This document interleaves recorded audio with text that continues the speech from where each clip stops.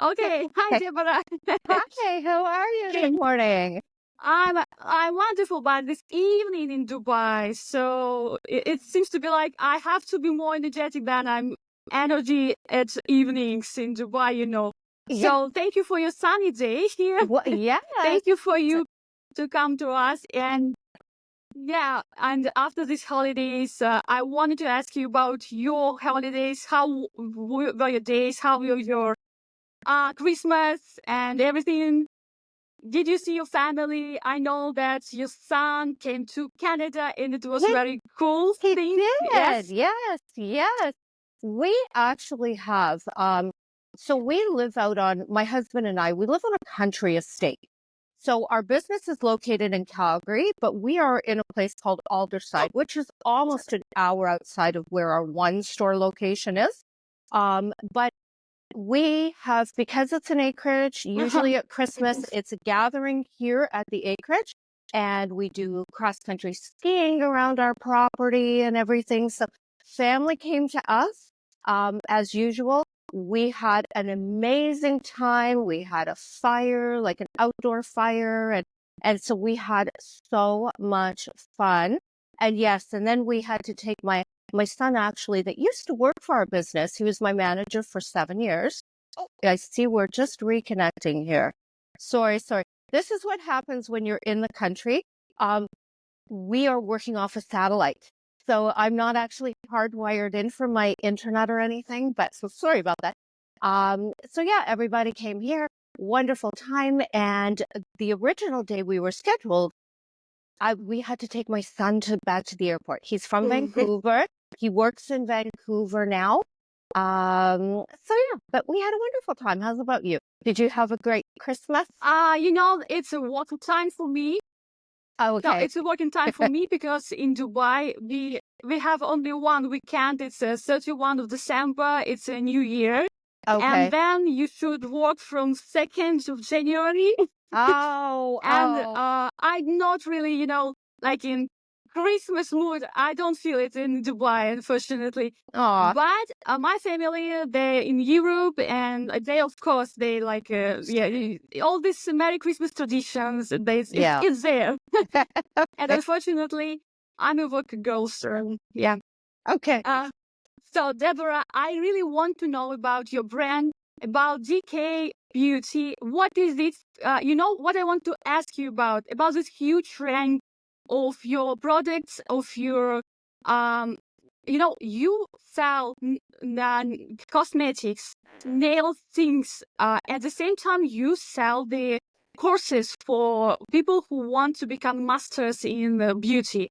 So, how did you come to this huge range of services and products? Right. And that's actually a great question. Well, I was actually originally a nail Okay. technician. I was certified back in 1986. Yeah. My daughter was born in 87.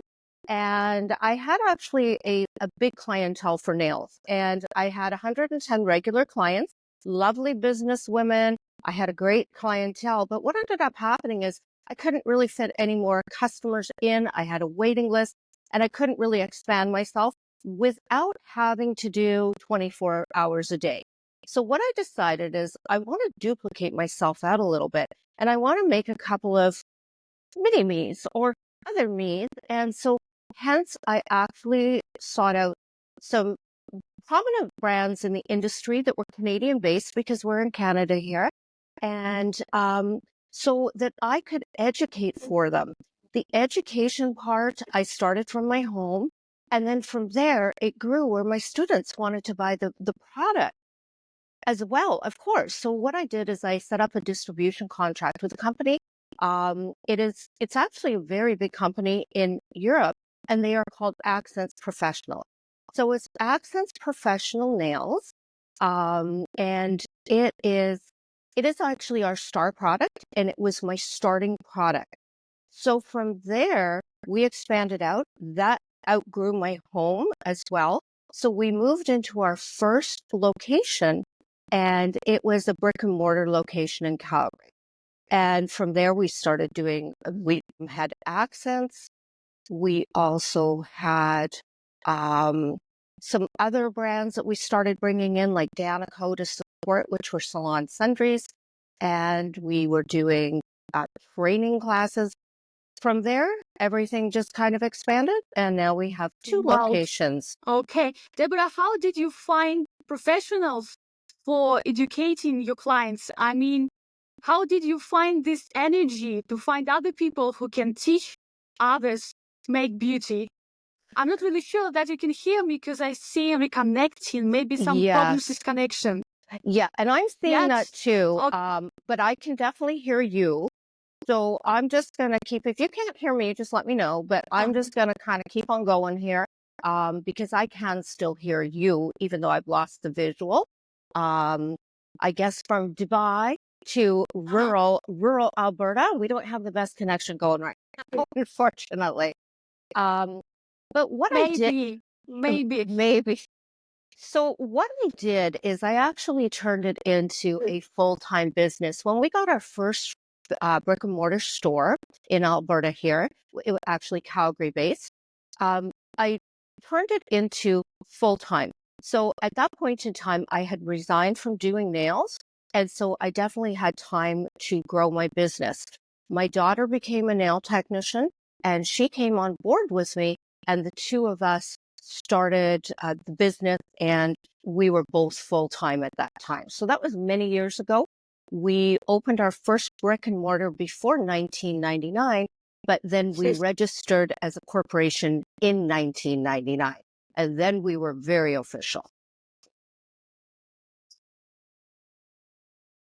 Okay, Deborah, it sounds very great thing for women. But I'm really interested in how many children do you have? So you mentioned your daughter, and I know that you have son. Yeah. How many children do you have? Sorry for this question if it's rude, but Oh no, not at all. My son, Brandon Jacklin, he is the one who works out in Vancouver now for Accents Professional. He is 30 years old, and then my daughter, she is 37. So I just have 2 children. That's it. But they're grown, and they both live on their own. My daughter has. how they can be so.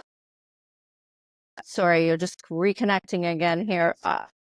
Okay, I continue. can, I can, It's reconnection here. yeah, I can hear you now. Perfect. Go ahead, please, Deborah. Don't worry. Okay. So yes, I do have my Brandon and Amanda, my 2 children, and both of them are grown. And my daughter has a son as well. His name is Christian, and Christian turns 8 today. Actually, today is his 8th birthday. So fun. Oh, wow, wonderful. So congratulations to him. Yeah. So, Deborah, how can you be granny if you if you are 18 years old, I think? I had my daughter when I was 21, actually. Yeah, I wanted Yeah. to say that you're so young. Oh no, I'm not young. But you look so young, and I don't believe that you can be grandmother. Oh, well, I definitely am. Some days I feel it, but no, we keep active out here on our on our state, and there's lots of things to do in the country and whatnot. So, so no, we're busy, we're active, we're an active family. My husband also works at our business, and so yeah, we definitely keep busy, and maybe keeping busy keeps you young. I hope so. Yeah, okay, I hope so too. Deborah, who are your customers? I mean that I see that you had academy, you had wholesale, you Yeah. had cosmetics for distribution. I'm not really sure, maybe you manufacture some cosmetics products. And it seems to be like you work for B2B, B2C clients, women, men, and businesses. So who are your clients exactly? That's a great question. And our clientele is evolving. We started out only to be B2B. That was it. We just serviced professionals other than training those that were non-professionals. What ended up happening during the pandemic, it kind of turned our business upside down a little bit because we were closed down on and off. We were not permitted to have anybody coming in, and our clients, their salons were closed as well. So that left our business with 2 locations. with no clients who were able to come in. What we decided to do is we took the time to revamp our website and add a more B2C component. So at this point, that is something that we are growing. It is fairly new to us, though, but that is the point of our business that we are trying to grow and we are expanding. We're still learning because that's different for us. In the past, it's always been our business to business. Okay, Deborah. I saw that some entrepreneurs say that they always like startups because if you're a startup, you can change everything, even if you have some success, and you can stop. Yes, so I see that you have the same vision of your business. It's like you need to learn every day something new. Yes? That absolutely. And every day we learn something new. Every day I learn something new. And I guess that's what keeps the brain active. It keeps you young. We're always thinking. Sometimes, like the pandemic time, we really had to learn on the fly.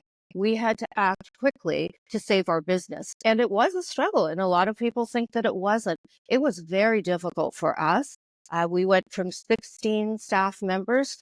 We ended up landing at 8 staff members. So we lost half of our staff during that time because our doors were closed.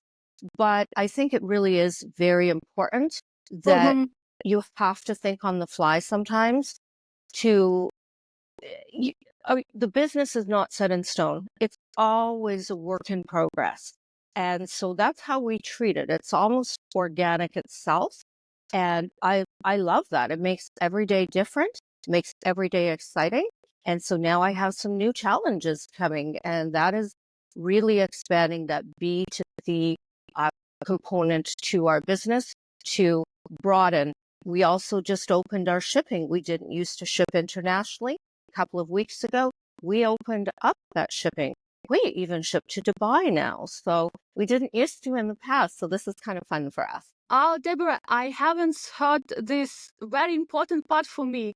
Do you have distributors or partners in Dubai now? So what we do is we distribute. We don't actually have our own brand. Now, that is something that we have talked about. Once again, we're always evolving.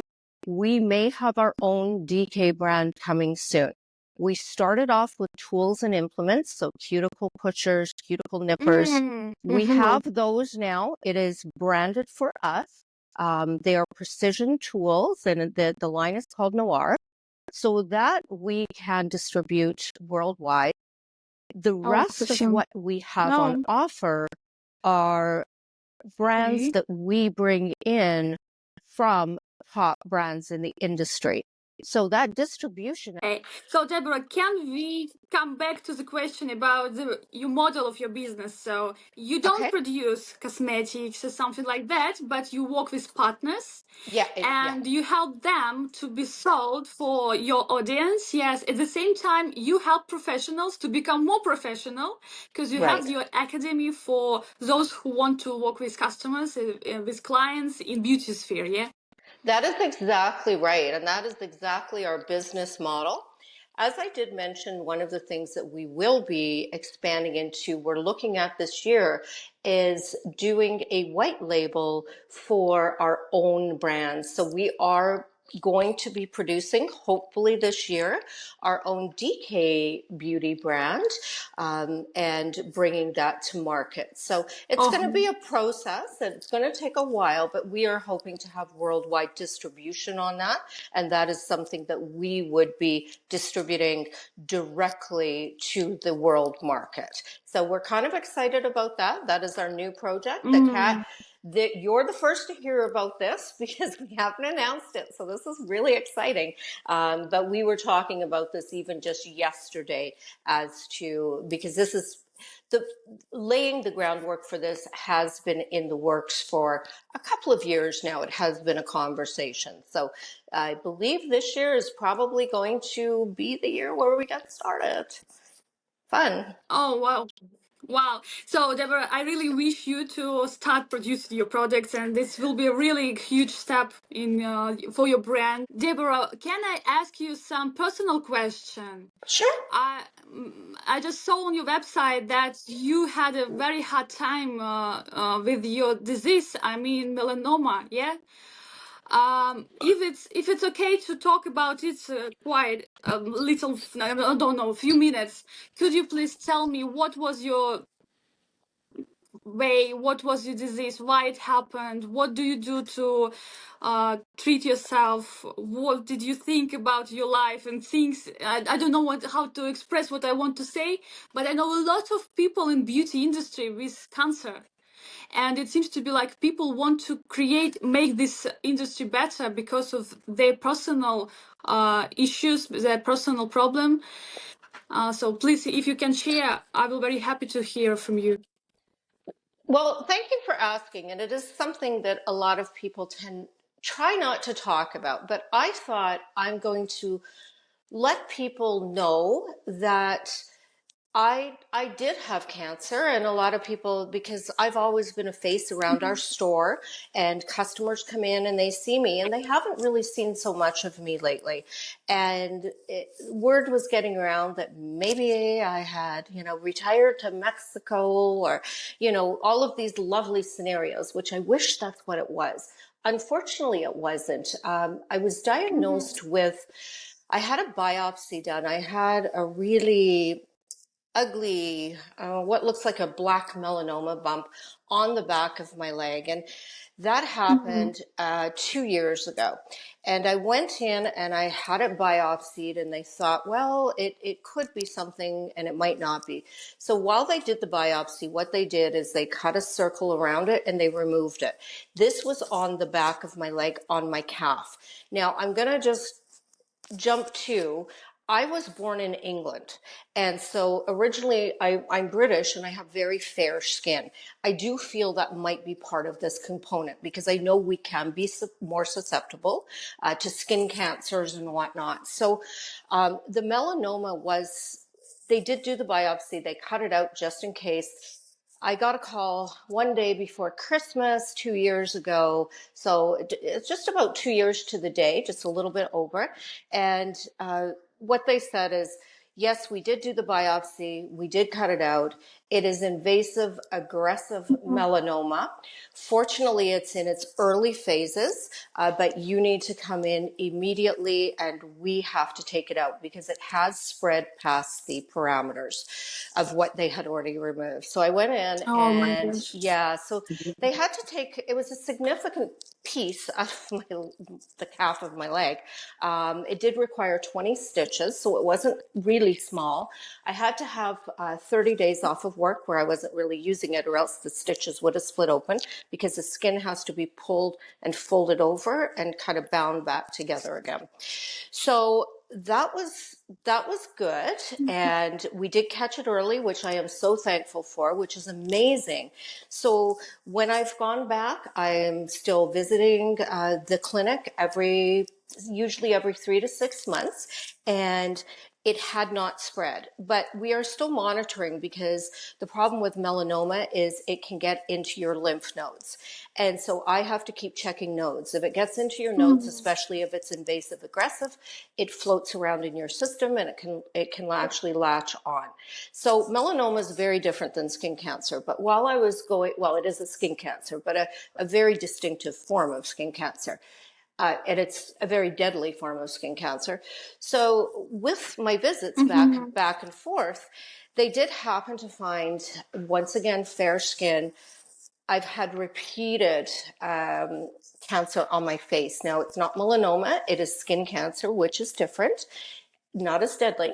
And so I ended up going in for a treatment just before, it was in November. It's a new innovative treatment for skin cancer. It's extremely effective. It is more effective than even radiation or chemotherapy for skin cancer, at least the kind that I have on my face.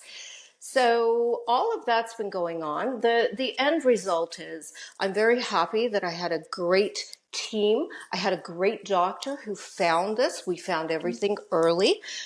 We are still monitoring. It is something that is ongoing, but I am extremely thankful that I was able to catch everything early. Now, a lot of people think, you're in the beauty business and, you get up and you do your makeup and, you kind of go in and look a little glamorous and whatnot. But this is something that I have been dealing with behind the scenes. And a lot of people think that this doesn't happen to other people. Like it's something. So I feel like I'd like the story to get out there because I feel like people can relate to it rather than kind of sweeping it under and, pretending it didn't happen. I want other people to know that we go through things too. I mean, we're human too, and we go through a lot of these things. So we have the same kind of struggles as other people.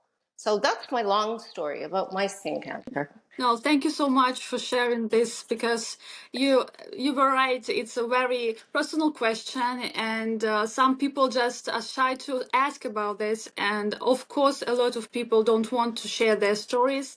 My mother in step. My mother-in-law, sorry, my mother-in-law, she was suffered from breast cancer, and every story that concerns her disease was like, it was so hard to ask you about this because it was like something wrong with her. But Right. of course, this is disease. Yeah, it can be. Oh my gosh, you can't influence of this, yes, and you're not wrong in this situation that it happens with you, and it can happen with everybody, Right. unfortunately, in our time. Yeah, so thank you for your stories, thank you for sharing. Yeah, so maybe the team that you met, it was a miracle, so from time to time you can see that people that you met, it's a miracle because doctors, I think that your family that supported you and still supports you in this way, it's like maybe God blessing. Yeah. And I will tell you that the doctor that I was referred to is actually one of the top doctors on the Skin Cancer Research Board for Canada. So I feel that was a miracle Mm. itself that I Oh, got this person who happened to be my doctor, who leads research for yeah. skin cancer for Canada. And I was able to get this breakthrough new technology because he was instrumental in studying this. So I feel like it was not a good thing to get, but I was in great hands. So thank goodness for that part of things. So yeah, it was a challenging time, but you know what? So yeah, absolutely. We move on, and we move forward. Yeah. So, Deborah, what gave you the power to go through this situation and everything that concerns your business? Well, first and foremost, of course, family. And we are a family business. We are family owned. We are family run. So I had a huge support Mhm. network there. My daughter did extra hours at the store. We had a wonderful staff base that were so supportive. And I also just love my business. So I have two offices at my home, and I tried to do what I could from the home in the background, even if it was, working from midnight till 6 in the morning. And I, I enjoy what I do, and I love the people we meet, and I love our customers. And for the most part, every day is a new adventure, which I really love. And so I, I'm just, I guess I'm just the kind of person that it's like, it is what it is. And so we're just going to deal with it. I can't change Mhm. it. We're just going to move forward the best way we can. And that is what we did. But the support network was huge. I mean, I could not go into work. So everybody did a little bit extra. And that was so helpful for me. Do you remember times when you were afraid of something or you were disappointed in something in your business? Well, I'm going to refer back to the time of the pandemic. And I know this affected businesses around the world. It affected people around the world. It affected lives around the world. For us, having to be closed. We still had to pay our rent. We did have to let employees that have been with us for many, many Mm-hmm. years, because our doors were closed, we had to do layoff notices. And coming out of the pandemic, we are still to this day working to rebuild our business. We are still not back to where we were prior pandemic. This has been one of the biggest challenges of our business since I started the business. And that every day we are still looking at the numbers, we are still looking at things and hoping things are getting better. I do believe that 2025 is going to be the year, because it has been a challenge since the Mm-hmm. pandemic.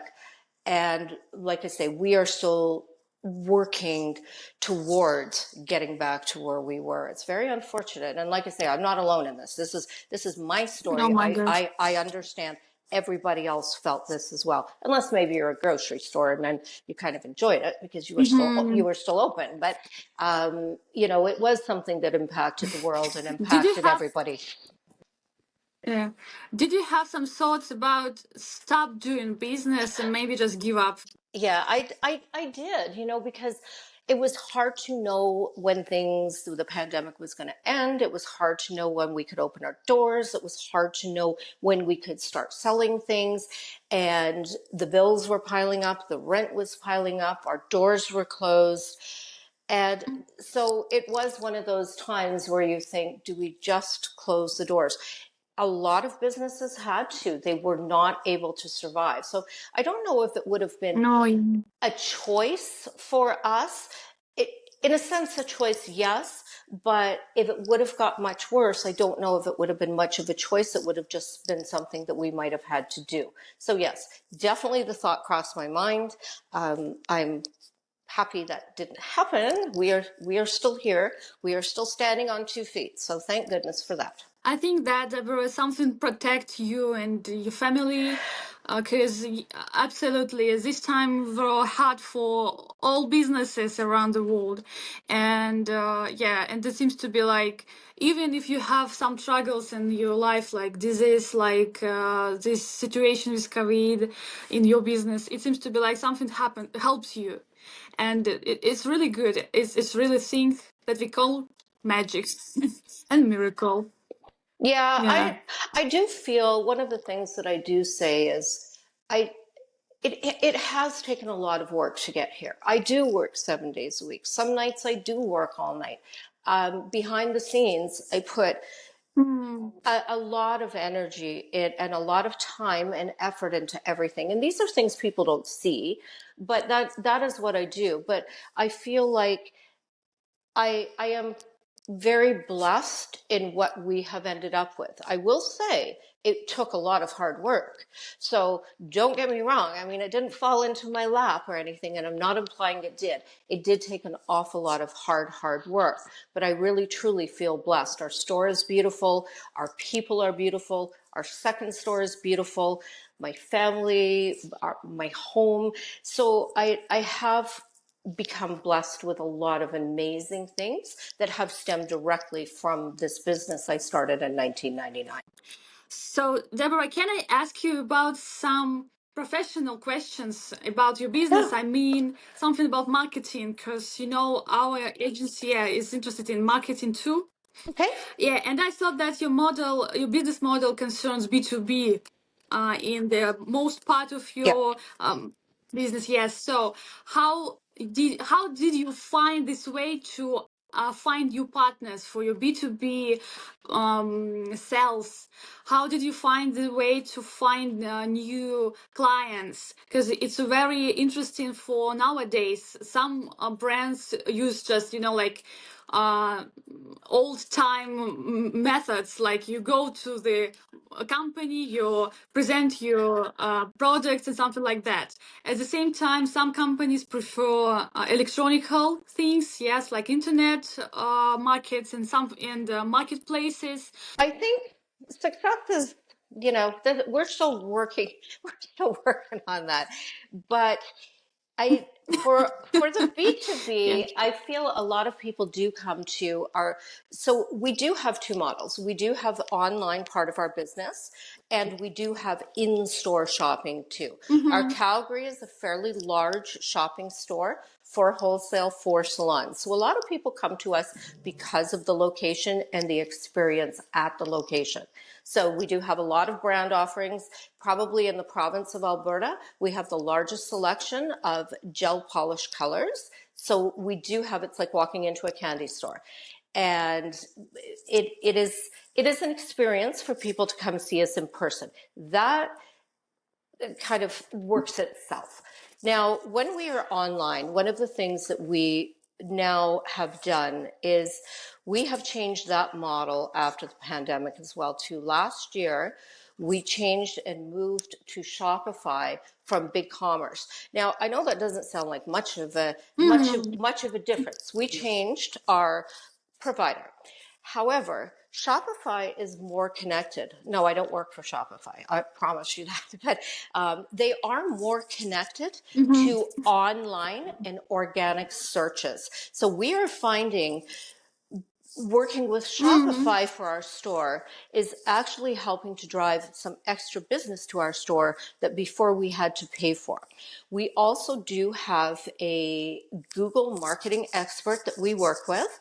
He is on contract. We pay him weekly.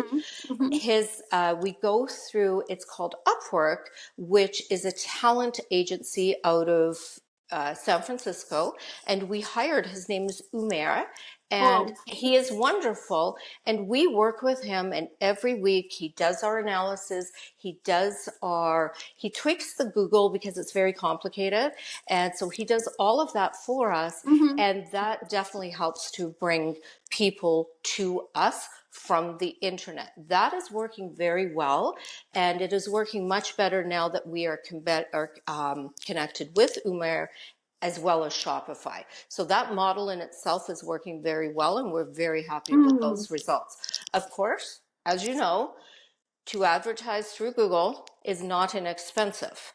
So you really want to make sure that you are fine tuning your budget and working with the professionals to make sure that you're not spending too much money and just throwing, money out there sporadically. So I feel like we're into a groove with Umar. We've had him on a contract now for over a year. So that is working well for us. We still do our salon calls, call our salons. Yesterday, for example, once a month, we have a customer appreciation day. That is online as well as in store. So those customers that are local, we pick up the phone and we say, it's customer appreciation day, come on down, you're going to get some savings so you can stock up. So that itself works. So we sometimes pound the pavement and go and visit some salons if there's a new salon in the area. The other thing we do is we give our salons support. We are all master nail educators, and we have been, my team, we are all masters in this industry, and we are all educators. So we will go to our salons and say, okay, you're bringing our brand on, how can we help you? Let's do a staff training. So we actually do a lot of that as well too, to make sure that people are well trained on the brand. That encourages their success. And we feel that model works very well as well. Yeah, you become richer when your partners become richer. No, And it seems to be absolutely. like win-win model. Yeah.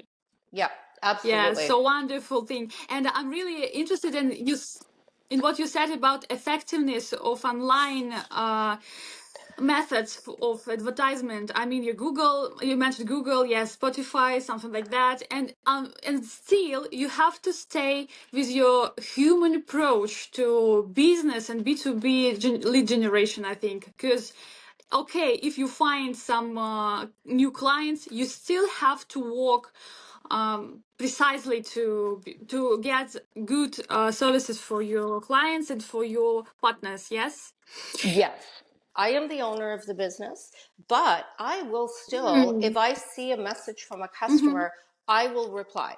And people are very surprised by that. But I mean, truly, these are people, a lot of these people I've known for years. So why would I not reach out?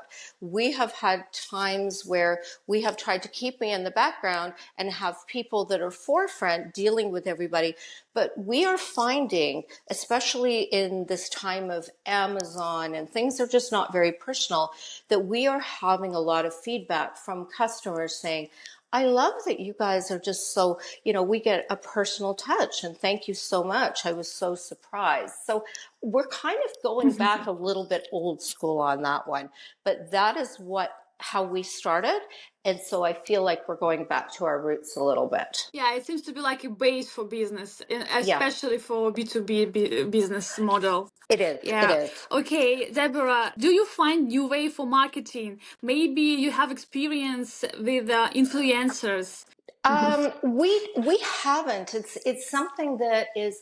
I'm not very tech savvy. Now I do have people that work for me on my team, and they do the Instagram and they do those postings and whatnot for me, and they understand that much better than I. It's a good thing I have staff because it's something that I didn't grow up with that, and when I had staff to do it, I don't necessarily need to learn all of these new skills. So we haven't used influencers in the past, except for one who is here locally. Her name is Talia, and she does videos for us, and we work quite closely with her. People love that because it is local. She does have quite a lot of followers, but an influencer on that huge grand scale, we have never done that. In all honesty, I'm not even sure exactly where I would start with that. My team probably knows. I personally don't, but that is something that I have been thinking about and thinking that might be an avenue that we should look at. So, okay, thank you so much, Deborah. I think that we can say some warm words for our audience, especially for those who are your B2C clients. Well, one of the things I would like to say to everyone is obviously, it is our clients and our customers and our students that got us to this place where we are. And for that, I am absolutely, truly thankful. I do understand how we got here, and it is from everybody that has supported us over the years. So our new market coming in the B2C, that is that new market. So I am really hoping in the future that we will be able to enjoy the same kind of successes, the same kind of relationships with our B2C customers, that we meet some new friends along the way, some new partners, some new brands. And I am really looking forward to 2025. So far, 2025 is looking to be a very positive and prosperous year. We're only 1 week in, but I feel the winds of change are coming, and I feel we can finally put that pandemic behind us and really truly move forward. I'm hoping in the future that everybody can. We are worldwide, and now with the internet and everything, all of our businesses are worldwide, and we can connect with people around the world. I would love to connect and make new friends from around the world and partner and pair with new people, new businesses, and hopefully make the world a little bit of a smaller place through all of our personal connections. And I wish our audience to have such miracle as DK Beauty Aw, and Deborah Jacklin that we have today. Thank you so much. thank you so So much. it was absolute pleasure having you to this podcast. Thank you. Thank you.